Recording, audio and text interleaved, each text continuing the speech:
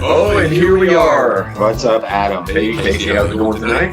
I'm excited. I am too. We've got another edition of Real Talk on 92.5 WLSD, The Vault. The Vault. And Exciting. What's great about this show is that we often bring movies out of the vault and discuss them. Yes.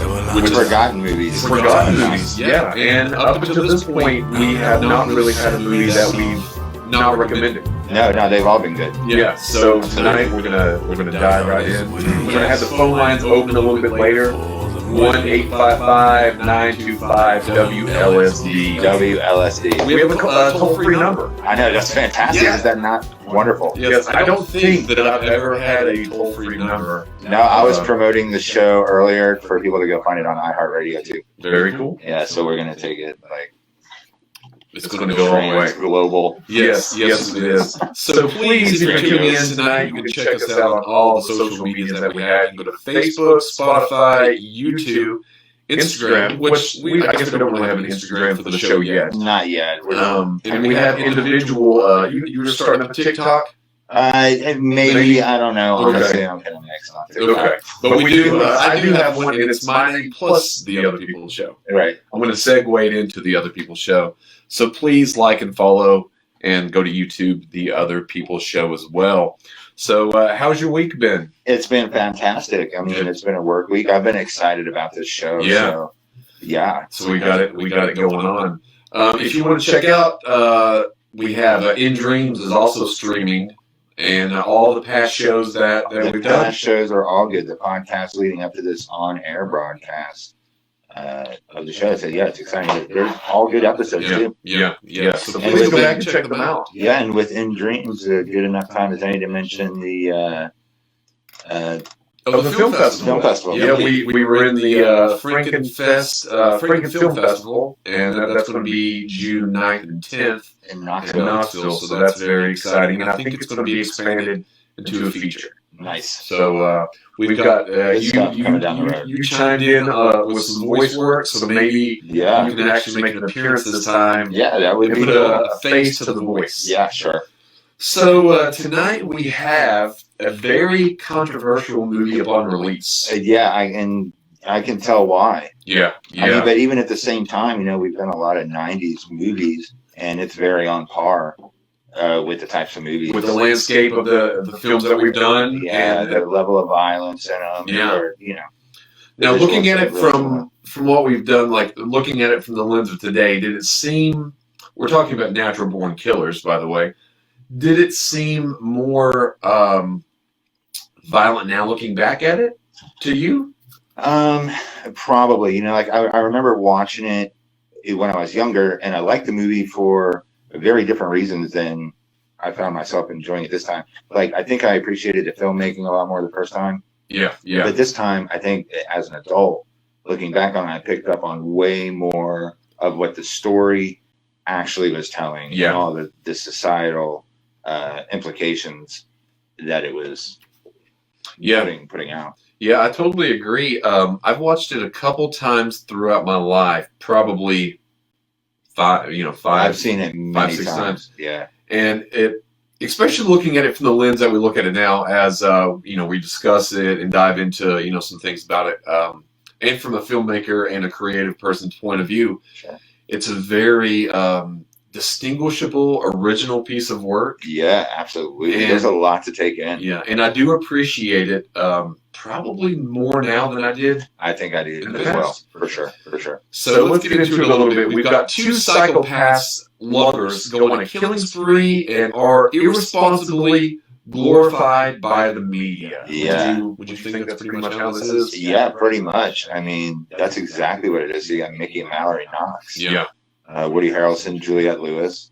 Classic characters. I mean, And- this is a classic movie. Now, could you think of anyone else playing those characters? No. No. I mean, because Juliette Lewis plays crazy good. Mhm. You know what I mean?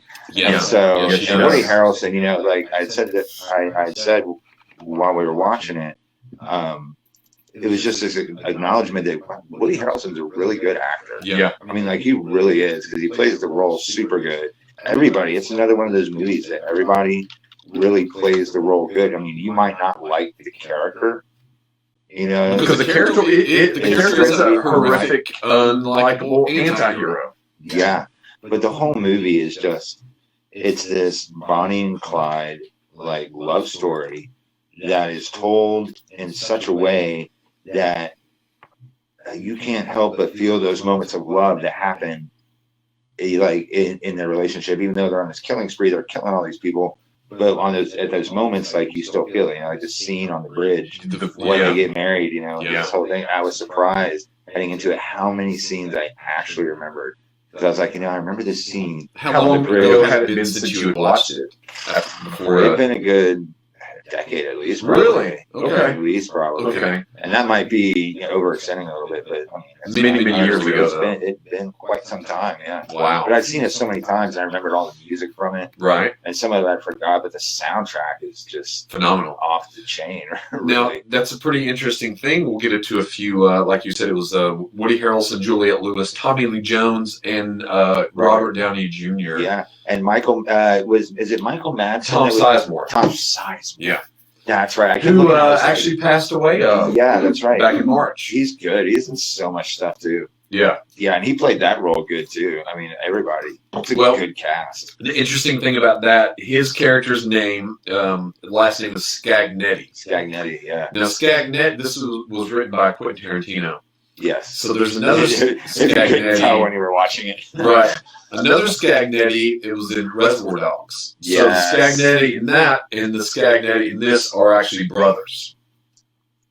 Because this was all within the universe of Quentin Tarantino. Sure, so that makes, I didn't realize that, but that makes sense. Yeah, yeah. Oh, super interesting. So we've got directed by Oliver Stone. Yeah. And he, at the time, even still, I guess to this day, he was also always kind of known for these boundary-pushing, controversial films. You've got Born on the 4th of July, Platoon, JFK, Any Given Sunday, Wall Street. Yeah, all good movies. And one of my favorites that not many people have heard of, U-Turn. That's a good one. And you've seen that. Yeah, well, we talked about doing it for the show. Yeah. And we hadn't done it, so maybe we'll do that. Yeah. Down the road a little bit. Because that's a movie. I knew that you and I would do well on the show because a few films that I had mentioned when we had spoke, before you came aboard, and you were the only person that had heard of a lot of these. Yeah. And I thought this might be a good, good match. Well, growing up, I was big into obscure movies and stuff. Like, I wanted to do movies for a long time. And those always seem to me, honestly, coming from a filmmaker point of view, is I would always try to write what I would be able to actually make with the budget that I had. Oh, right. And a lot of these independent films were things that were possible. Sure. Even Reservoir Dogs, if you think about it, there's only 1 or 2 or 3 settings. So, in theory, it is possible. Sure. If you don't have much money to pull that off. Yeah, well, especially in today's time. Yeah. With cell phones. Well, that's the interesting thing. I wonder if we will be the only film at the film festival shot on the iPhone. I don't know, but I would market it that way. Yeah. For sure. Because again, I've said it to you many times. I've said it to other people. I'm watching this guy giving talks, and he's talking about how the camera on your cell phone is better than the camera that Hollywood was using 20 years ago. Yeah, and I would attest to that 100%. And so when you kind of look at it that way, it's like, we could all be making little short films. I mean, in theory. Well, there's a director, his name is Sean Baker, and he's made several little small films, but his breakout was with the iPhone 5. Wow. Tangerine. Wow. No, iPhone 6. I think iPhone 6. I've heard of the movie. I know what I haven't seen it. I haven't seen it, but I've watched on iPhone. iPhone 6. Because at that point, when you recorded, it wasn't the full screen. You actually had to blow the footage up. Whereas now, you don't. You don't, right. So some interesting facts. We have the budget of $34 million, and I think you can see it on screen. Yeah, well, I mean, it's very visually stunning movie. And I think, some movies you can look at and you can be like, where did they spend all this money? And $34 million, obviously, all this is a lot of money, but in Hollywood terms, that's modest. Sure, well, considering the cast alone carries a fair amount of budget. That's true. Something else that was pretty interesting is that at this point in time, Woody Harrelson was still kind of best known for Cheers or White Men Can't Jump, Yeah. and I think in Decent Proposal. Yeah. Maybe he was in a cowboy movie. Can't think of the name. What was another Was one? he a cowboy movie? Yes. But I can't. And then this one. So this was a complete departure from anything he had ever done. Yeah. And so that was pretty interesting. So we got the budget of $34 million, 48% positive on Rotten Tomatoes. The Highwayman. What was it? Put in the Highwayman. With Kevin Costner. Oh, That was a good one. It was actually the Ryan Blood story. It seems interesting. Just pull that way closer. I didn't know I was supposed to. No, you're the screener. This is Stacy. Yes. Hi. So, but yeah, it seems also that Woody Harrelson, the older he has gotten, the more popular he has become again. Yeah. Because it seems like near maybe the end of the 90s, early 2000s, what was Woody Harrelson really in that much? Can you think of anything right off? Not movie wise. He went kind of political a little bit. Yeah. And then he was in the People versus Larry Flint. And I always remember. Interesting. That's a good one. Yeah, I've never seen that one. Really? I've never seen it. It's like kind of a true story. It's not bad. I kind of forgot he was in that. Yeah. Actually. So it was. It It was kind of weird seeing, him. I guess if you were used to watching him in those other movies, seeing him. Although one of the things that was interesting, I'll bring up in a moment in the facts, was that he was cast in the movie because Oliver Stone thought he had a look of violence in his eye. That's why Woody Harrelson was cast in this movie. Interesting. Well, I mean, it's portrayed. I mean, it comes through. Yeah, totally.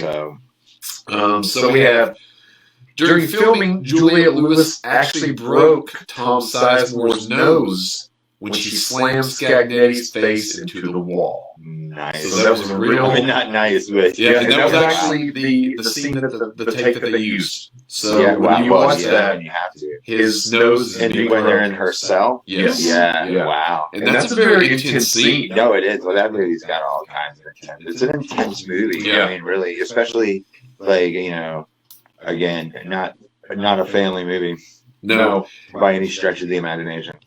It touches on some real, some pretty heavy topics, Right. And tells the story in just a crazy way. Because again, I didn't really pick up, back in the day watching it on the story, but again, it's a story of these two kids that grew up just extremely abused in abusive households, and they turned into serial killers. You know what I mean? Yeah. That then we're just, hated on by the cops, but like you said, in the media, we're just completely glamorized, in comparison. The only person more popular than them was Manson. Yeah, that's true. You know what I mean? And people were like, not that I don't condone serial killers, but if I was going to be a serial killer, I'd be, making Mallory Knox. Exactly. What's interesting now is that the glorification, or at least the discussion about serial killers or murder, school murders, things like that, is there's documentaries about them all the time, podcasts, which we have a podcast, coming up next week about diving into those topics. So now, I don't even want to say it's glorified, but it's more discussed now, it seems, Sure. on a major level, because how many people watch and listen to those things? I mean, Dahmer was one of the top shows on Netflix. Yeah, well, I mean, true crime stuff. Yeah. Is super, super popular. Why they're so popular? I'm not sure. It's probably a variety of things there. Yeah, I guess a lot of it is the psychology. A lot of it's the psychology of how someone could commit something. Because a lot of the time, I think it's with like BTK, Bind, Torture, Kill.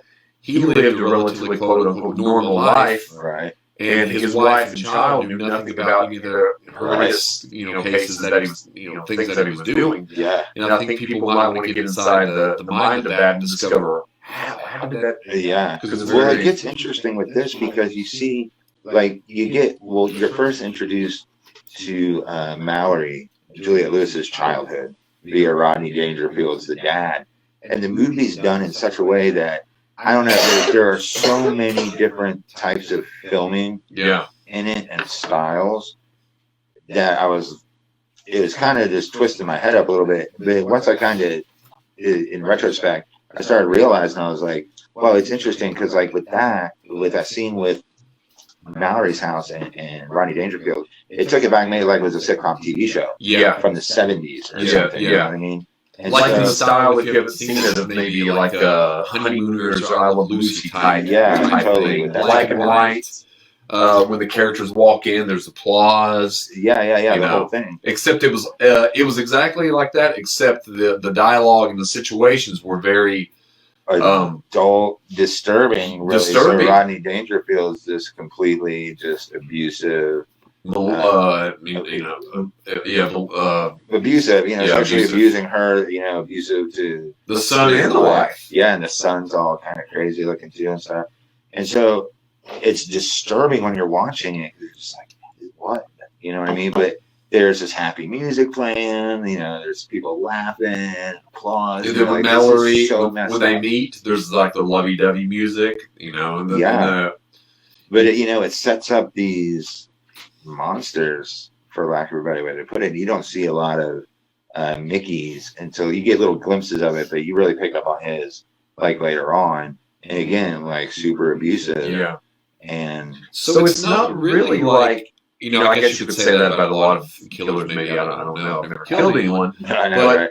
you could see how their childhood formed who they become. Sure. A little glimpse, like you said, Sure. of how they are now. Well, present time in the film, going on this spree, but you said you could also feel the love.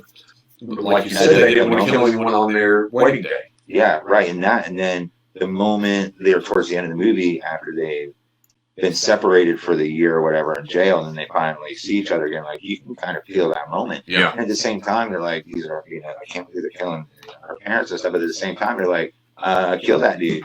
In a way, you're like, this is a monster. Like, who's the monster really? Yeah. You know what I mean? And so you almost want to justify that, but then it just goes kind of off the rails.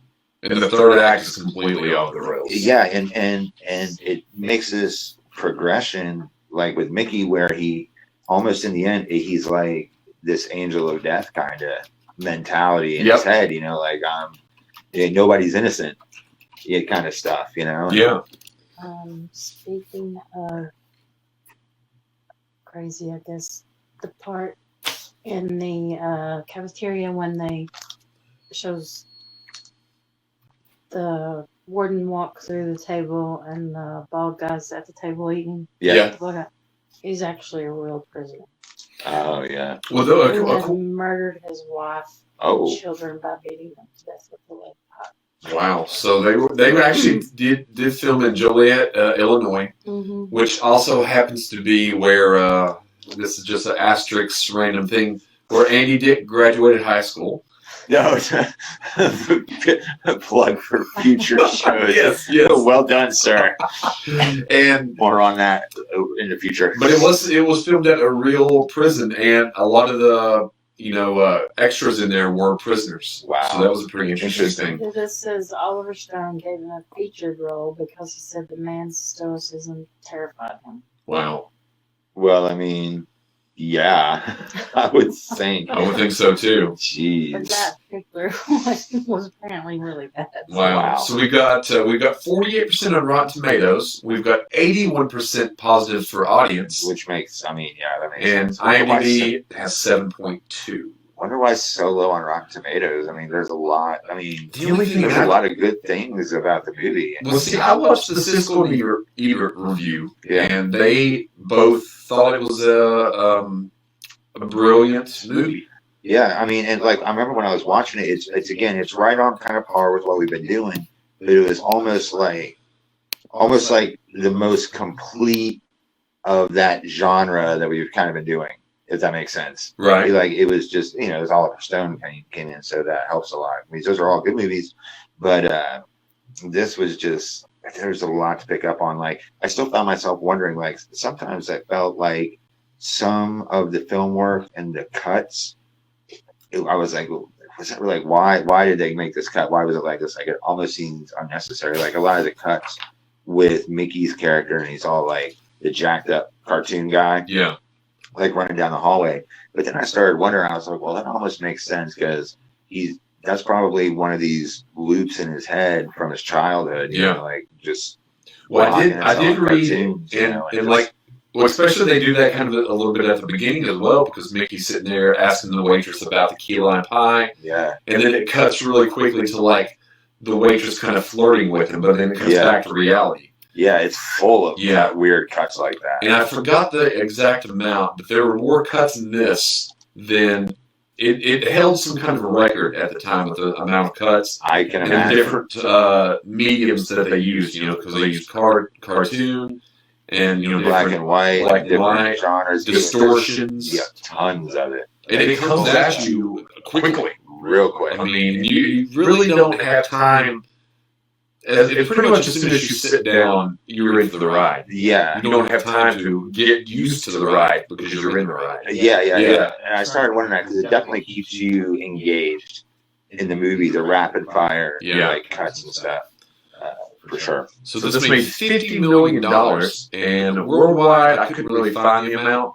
Yeah. So I'm not sure, but it still was a financial success. This was Rodney Dangerfield's only dramatic performance. Really? And he was very uncomfortable with some of the dialogue. I can imagine. And there's one scene where his character gropes his daughter's character, and that really wasn't him or Juliette Lewis doing that. He was uncomfortable doing that scene, so that really wasn't him. But he already looks kind of odd anyway, Rodney Dangerfield has that weird, odd look. Those eyes and stuff. Those eyes, but they bulge so much in this movie. Yeah. And he's got the stained wife beater T-shirt on. No, it's all very creepy, cringy. And you kind of you root for. You're happy that Mickey did what he did. I mean, yeah, that's what you find that, and then they set the mom on fire, and like the brother, she's just like, you're free now. Yeah. And so like you root for that, but then again, it goes just off the rails, killing spree, and it's portrayed as just randomly. Mm-hmm. But again, a lot of the murders that they're doing that you don't see them do, you see via this media reports. Like you never actually see them driving down the highway and like shooting the bronze cyclist or whatever. No, you just hear Wayne Gale. Yeah, so a lot of these things are reported to you via Wayne Gale, who is Robert Downey Jr.'s character. And I when we get into characters, I'll mention it, but I remember the first time I saw this film with Robert Downey Jr. and his performance was magnificent. Yeah, it's good. It was really good. I mean, you don't care for him. I mean, I don't know. Originally is like this over the top media guy. Based upon written, would you have a guess of who he was trying to satirize with the character? It's someone that's actually still a pundit today. Yeah, I can. Geraldo. I was gonna say I was kind of along those lines. I can see that. Yeah. But another interesting fact: over 150 snakes were used in the scene where Mickey and Mallory tread through the snake field. Yeah, that's. Since the scene was filmed, listen to this. They filmed the scene at night, so the snakes are in the temperature in the desert's colder. So when the snakes woke up, they were sluggish, but most of the snakes stayed asleep the entire time filming. Can you imagine that? 150 snakes. I prefer not to. So yeah, that's crazy. That's crazy. That sounds really. I've been bitten by a snake. Where did you get bitten? Yes, I got bit by a copperhead. Where did you get bitten at? It's right in my ankles. Wait, let me see another. Yeah. This is hard, right? Yeah. And it was that was back when I first moved back up here, up there on the mountain where I live. Oh wow. I was just sitting out in like a lawn chair outside my place, and I thought I got stung by a bee. Is kind of what it felt like, and I kind of hopped up and looked down, and I saw that thing up. It was about a 2 foot long copperhead. Wow. Yeah, but luckily it was a large snake, so I didn't. Right. That was a interesting month. I can imagine of recovery after that. Yes. Wow. So that whole scene with the snakes is kind of yeah. So we got Trent Reznor watched the movie over 50 times to give them the movie for the soundtrack. Can you imagine sitting in this, like, watching Natural Born Killers, like, All right, Oh my! you've got to. I've got to get the soundtrack in. All All right, we we just cram it in 50 Yeah. times. When did he have time to do the soundtrack? I don't know, but well, the one song, something I could never have, is in there. It's one of the songs that repeats itself actually a Yeah. couple of times. Like there was other ones that, like in my memory, I thought played a couple of times in the movie, but they don't. I was surprised how well I remember the soundtrack. I was able to just kind of roll right with it. And then there were songs I forgot. I was like, oh, I forgot that song.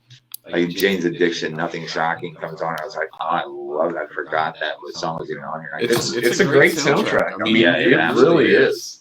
for sure. So we got Quentin Tarantino wrote the original screenplay. He hates the movie and has only a story by credit in the film.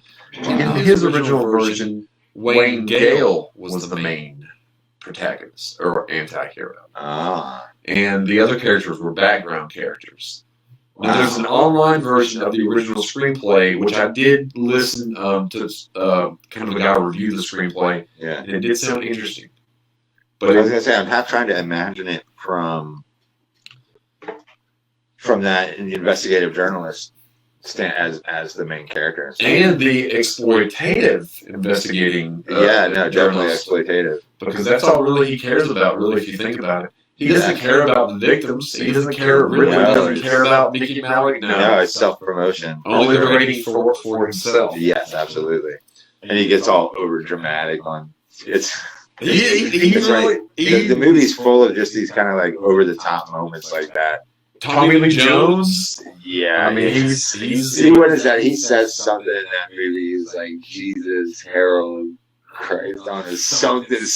And I was laughing. Like, what? No, that good characters. Yeah. So let's get into the plot of the story. We've kind of touched upon that. Pretty much a killing spree about these two psychopathic lovers, and they get caught, They get caught. separated. After because he gets bit by the snake. Yeah. Or she does.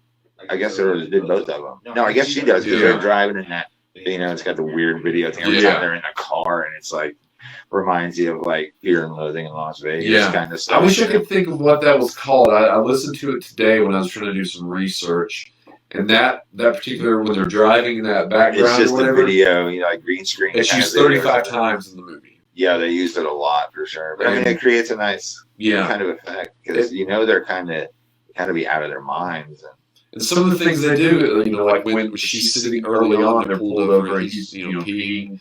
She's on top of the vehicle, and she's like, I see angels. Yeah, And then like her little dialogue there, that they're, I guess you're inside of the mind. Well, I'm thinking, is that when they didn't eat some mushrooms? Because isn't that leading into when they end up at the Indians' place? Yeah.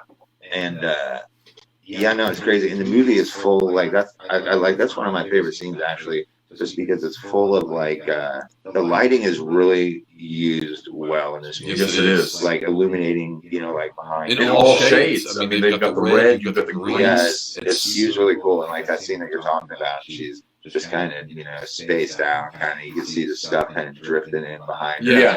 From the cosmos, or And whatever. you see, if you look really closely, it makes like angels, like these little angels or something. Did you notice that? Oh yeah, absolutely. It's, It's cool. It's a very visually appealing movie. I mean, it's violent, but again, it's no more violent than a lot of the other movies that came out of that time. So this was, what was it, like 94? 94. And so, and we've done a lot of movies. Like most of the movies we've done, with the exception of maybe like Infinity Pool, have been from that. Yeah, in the menu. I think that's the only. The most recent. Everything else was like first half of the 90s. Yeah. Maybe. Well, we did something in 97. I can't remember what it was. Seems like that. But at any rate, mostly 90s. Yeah. Well, Oliver Stone was talking about how I watched an interview with him today, and how he was talking about that this movie really isn't any more violent than other movies that have come out, like True Lies. Right. But he treated the violence, and he treated the violence more real in this. Yeah. Because, like, he even said, I was reading another one with, look at all the destruction, really, and all the people that probably get killed in any Marvel movie. Sure. Buildings, I mean, yeah. cities, but it's never addressed. It's never mentioned. Yeah, because it's in the different context. Yes. So this movie, if you think about the more body count, realistic possibilities, therefore it's more violent. I guess. violent. Yeah, it's more violent because because there are no superpowers involved. Yeah. There's no superheroes, but there are extremely abused children that grow up to kill people. Yes. that does happen. You know what I mean? That's very realistic. Yes. So, Yikes. we touched on the story. What about the characters? We touched a little bit on this. Do you have any specific favorite character in this movie? It's hard to say if you have. I mean, because it's hard to imagine the characters all support each other really well. And they could survive one without the other. Well, I guess with even the warden as well, Tommy Lee Jones, even him, he has his own agenda. Yeah, As as well. kill him. Yeah, and he's out. Doesn't he get a book signed? Doesn't he sign somebody's book when he's in there? Is it him? I don't know. I know Scagnetti was. Okay, it was Scagnetti. Because he comes in, he's talking to the one kind of little jailer dude, corrections officer guy that rolls with the warden, and he's all acting all tough and stuff. He's like, "I've already read it, got signed." Well, did you? I can't recall if it was a video or the book, but it was like Scagnetti on Scagnetti. Yeah, that's the book. That's the book. Scagnetti on Scagnetti. But Tom Sizemore knocked it out of the park. He's probably only 20. The last third act is pretty much when he comes in. Yeah, because it's definitely. Well, yeah, the third act with the movie definitely is one of those movies that has two distinct halves. Yes. Almost down to the minute, it seemed like, because I paused it at that break from when they get caught, and it goes from the killing spree to the prison. to the prison and stuff. And also, once they're inside the prison, it's shot differently too. Yeah. There's not as many visceral things going on. No, it's more of a straightforward narrative. No, you're right. For the You're most right. part. I don't know. I don't think I picked up on that when I was watching, but you're right. Yeah. All those crazy cuts, they stop at that point. Yeah. And really, with the exception of when it ramps up at the end, and they kind of start coming back, and that's when you start seeing a lot of Mickey's there towards the end, and cuts back to his childhood and stuff. Yeah. But yeah, you're right. It definitely rolls into like a normal film. And then it just I think when it gets in there, when Scagnetti, but when Robert Downey Jr.'s character is Wayne Gale, when he is actually interviewing Mickey. Yeah. And how Mickey is actually talking, and then it'll be like, they're talking, and then earlier in the film, there's something going on. Oh, it's during the the 50s or 60s black and white scene with Rodney Dangerfield. At one point, it cuts to a commercial. Yeah. And it's like the Coca-Cola Panda Bear. The polar bear. And Which was an actual commercial. Yes. And Coca-Cola actually did agree to that, but when they saw how it was used, they were not happy. No, I not can't pleased imagine. at all. Well, see, that was one of the interesting things about the cuts was it cut to different eras in time, like generations, I suppose decades. So you had you had the 80s back to the 50s or whatever, black and white, whenever that was. I'm not sure. It would have been the 50s. Yeah, I think so. Was there colored television in the 50s? I don't really know. I don't know. I don't really know. If you do know and want to tell us, you can call us at 1-855-525-WLSD. Answer the trivia question, win a prize. When did color television?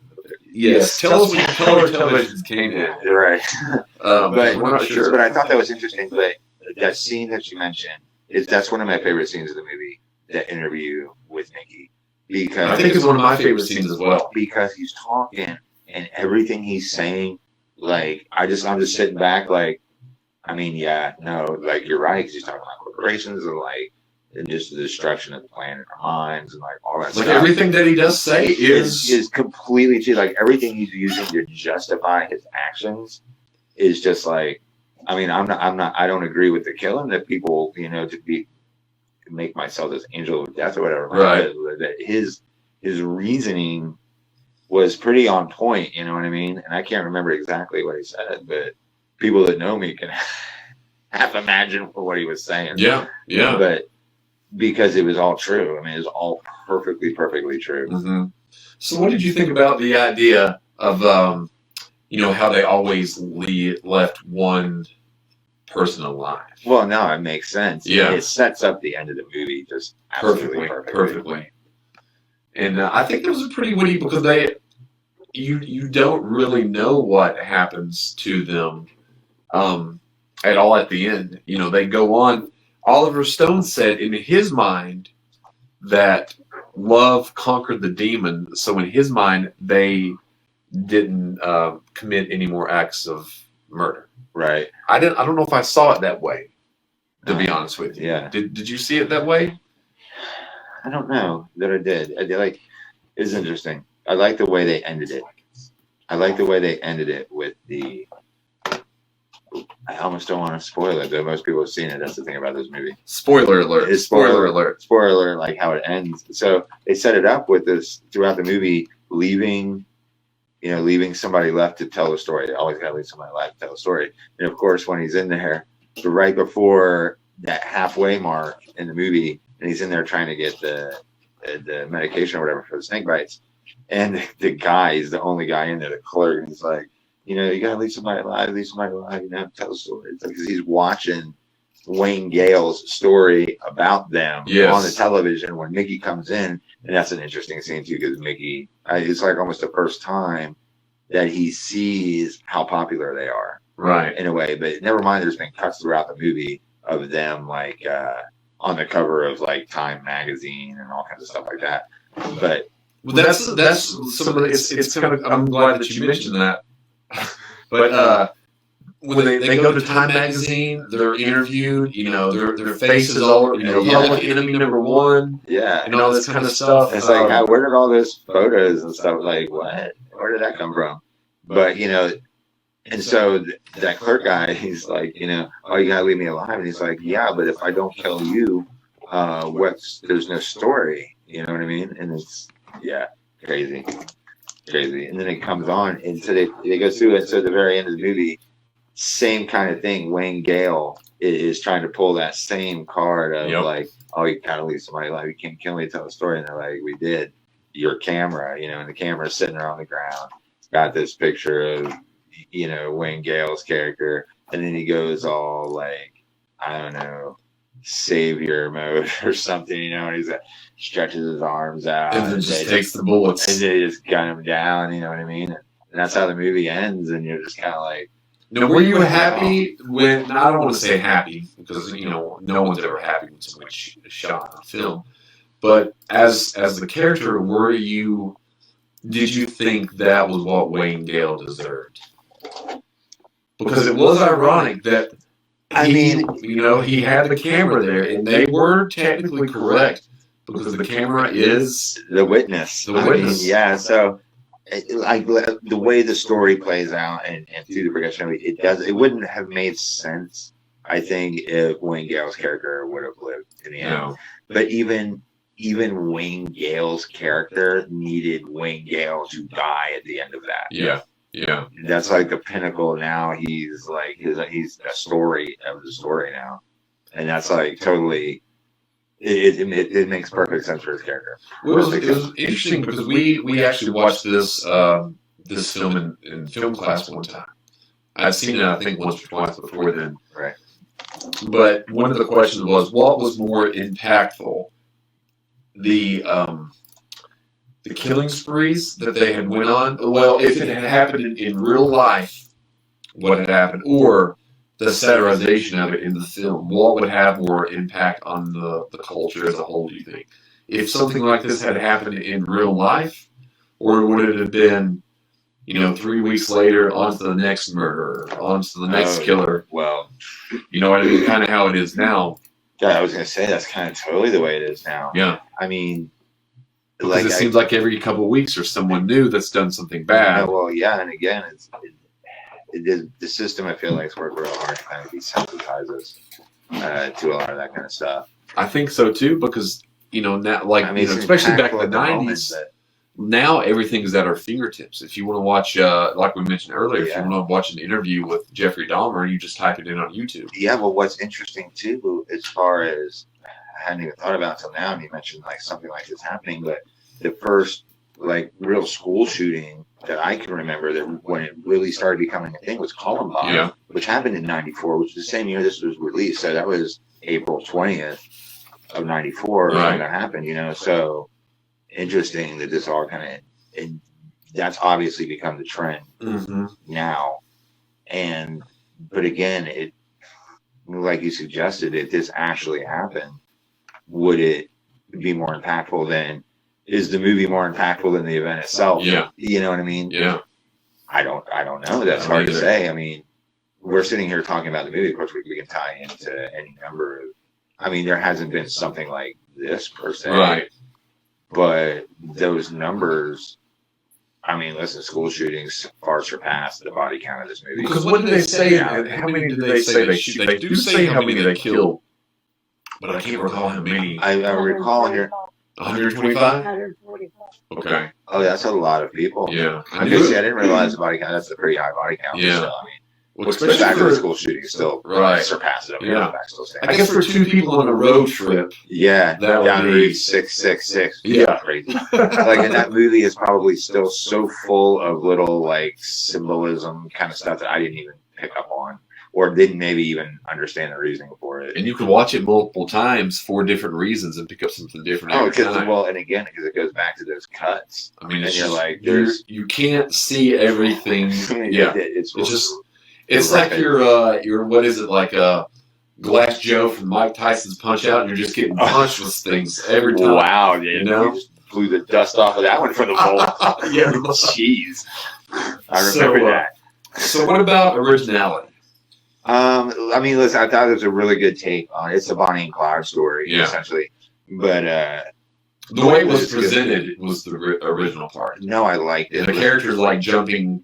I mean, they're all memorable. It was a very characters. interesting way to tell a really hard, messed up story. Because again, if you kind of bring it into the context of the real world, or even like the things that transpired in their childhoods, again, that created these people, Right. or allowed for that mental break or whatever. Because it didn't seem like Juliette Lewis, like Mallory's character, was really that kind of person No. until Mickey came along and unlocked that Yeah, door, he brought because it he out of her. obviously was Yeah. already, and so he's kind of manipulated her in a way, and you can see like she's very much in love with him. Yeah. Like you can tell when these scenes when they're taking the hostages, like it really bothers her, because she's in this relationship, and he's there, but it's still kind of like they're every character in the movie is pretty messed up. Yeah. Has their own messed up head agenda stuff going on. Well, if you Like, think all about of it, them. Mickey and Mallory, in a way, are the only. I don't want to say they, The most authentic characters Yes, of all of them. because Yeah. they care about at least each other. The other characters only care about themselves. Yeah, And and Tommy Lee Jones knows I think he's wanting to be the head honcho of another prison, or he's wanting to get some kind of accolade. yeah, Wayne Gale, we know what his motivations are. yeah. Everybody's trying to get something out of the two of them. Yeah. at And the all they same want time. really is to love one another, because they're, Yeah, which is really, if you think about it, other than the death and destruction, that's what they really want, love for one another, especially after they're separated. yeah. And again, that's one of the you can feel it. Like the movie does a really good job of showing those two dynamics. Yeah. The dynamics of just like the violence or whatever, the lashing out, the anger, and the love on the other side of that. And it's, yeah. I totally agree. So let's get to, would you recommend? Sure. I This mean, film. listen, it's a good movie. A lot of people are probably at this point very familiar with the movie, and if they haven't seen it, you should definitely watch it. I mean, it's still very real. It's just as entertaining.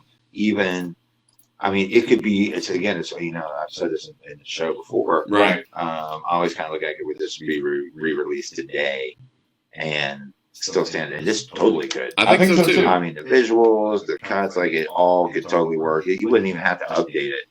much really at all. No. I mean, it totally could work. I mean, was there really anything other than, I mean, obviously there's no cell phones in this movie, but take that out of it, and Yeah, but there's no phones anyway. I mean, you're right. There's no because phones there's at all. a prison anyway. So He was talking on the cell phone and Wayne Gale? yes, he was oh, that's right. Yes, he The was. flip phone with the Yeah. antenna, wasn't he? Yes. Yeah, that's right. That's right. When they're in the prison. Yeah, so there totally was. Totally was. Yeah, I would recommend it. Again, it is. It's not a family movie by any stretch of the imagination. Of course, I don't know what you let your kids watch or whatever, but it's good. But it's violence, and there's nudity, and it's a hard story. It's not for the faint of heart. That's exactly the words you took them out. It's not for the faint of heart at Not all. by any stretch of the imagination. And not that it's graphic, but the subject matters that it puts out there are there. People have a hard time talking about that in the real world. Even I guess is why we make movies about it, because just like Forever, it's easier to talk about it satirically in a movie than it is, to talk about it with each other. Yeah. So we'll make a movie about it. Back in the Greek times, they did plays, and that's how they addressed societal issues and stuff. They made a play about it, and everybody went and watched the play. Yep. And like, okay, we solved the problem in the play, therefore we solved it in real life, which is not reality at all. No. But it doesn't seem like because we kind of built we're heavily influenced by the Greeks, by the ancient Greeks in this country, and so it's no surprise that we would kind of do the same thing. And it goes back to what you said earlier about which is more impactful, the actual event or the dramatization of it. So yeah, it's a good movie. I mean, everybody should check it out. I think so, Just too. Be prepared. You should talk about it after you watch it too. Because it's one that can spark conversation about an array of things. Yeah. There's I guess the week before last, someone was asking what we had coming up, and I named, this is one of the movies, and they were like, I don't like that movie at all. I don't know why I watched it. Yeah, I mentioned to a couple of people too, and they're like, yeah, again, similar kind of thing. And then one of the things that I've heard that a couple of people said that they didn't really care for as much was some of the jump cuts and all that imagery. Well, I can see that, and again, that I feel like that kind of boils down to just your taste in films. Yeah. Because does it add to the movie? Sure. Could you take them out and it'd be the same movie? Maybe. Right. I don't know. Again, I found a way that the cut scenes made sense to me. Me too. Whether it was the intention of Oliver Stone or Quentin Tarantino that's what those cuts were supposed to represent. Who cares? That's part of the beauty of art and stuff like that. It's in us as the observer to take what we will from it. So, what do you think about the score now that we've got the music? Technical problems. I really thought the score, like you mentioned, we touched on it earlier. It was good. Oh, it's top really notch. good. Yeah. It's one of those I might go add it to my Spotify. Yeah. Actually, now that I watched the movie again, because it's full of great stuff, and I found myself so many times I love this song. Me too. I totally remember this now. I'm reminiscing on. Yeah. I think, remember the Jane's Addiction. Nothing shocking. Yeah. Great album too. If you're not familiar with that one, it's an old album. Which album is that? Is that one? Nothing Shocking is the name of the album. Okay. That's the name of the track, but it's the title track off the album. But it's such a good album. I used to listen to it back in the day. I was living out in Indiana, working at a Tex-Mex joint. Oh, really? Yeah, at a Tex-Mex restaurant, and I would open the kitchen every morning, and that's where I'd go in every morning, and I'd pop in a disc. Because they didn't have Spotify and stuff at that time. Of course, there was probably like Napster and stuff like that. It was probably at that point, but this is probably, I don't know, maybe a decade ago now. But I would put that album in and just go to town in the kitchen. Great restaurant kitchen album. If you work in a kitchen, go get Jane's Addiction, Nothing Shocking, and put it on when you're working. It's good. Definitely. So, yeah, we're going to say we both think that you should definitely check out Natural Born Killers. It's on HBO Max right now. Yeah, I think and I that's think it's right. on Prime too. Didn't we say it was on Prime? Okay, as well? so it's on Prime also. Yeah. And, yeah, well, I think a lot of people will. It's a polarizing movie. Yeah, You're and gonna probably. I don't think there's a middle ground. It's okay. It's going to be like, I really like it. Nah, that's not for me. not for me. Yeah, I can easily see that. I can easily see that. Yeah. And some people are probably liable to go scoop it up now and be like, yeah, I haven't watched that in a while. Like, and it's totally worth it. Like, I wasn't sure how much I was really going to want to watch because I was pretty familiar with the movie. Right. I've seen it a lot. But then I talked myself into watching it, and I'm glad I sat and watched it again. I'm like, this is good. Like, I enjoyed that. I Very agree. good. I agree. So thank you for tuning in, everyone. That was another episode of Real Talk. Make sure to go to our social media pages: Facebook, Spotify, YouTube, TikTok, The Other People Show Tops. You can write Tops. TOPS, The Other People Show. And we will be back in just a moment after this break for more The Other People Show on 92.5 WLSD The Vault. I didn't see the time.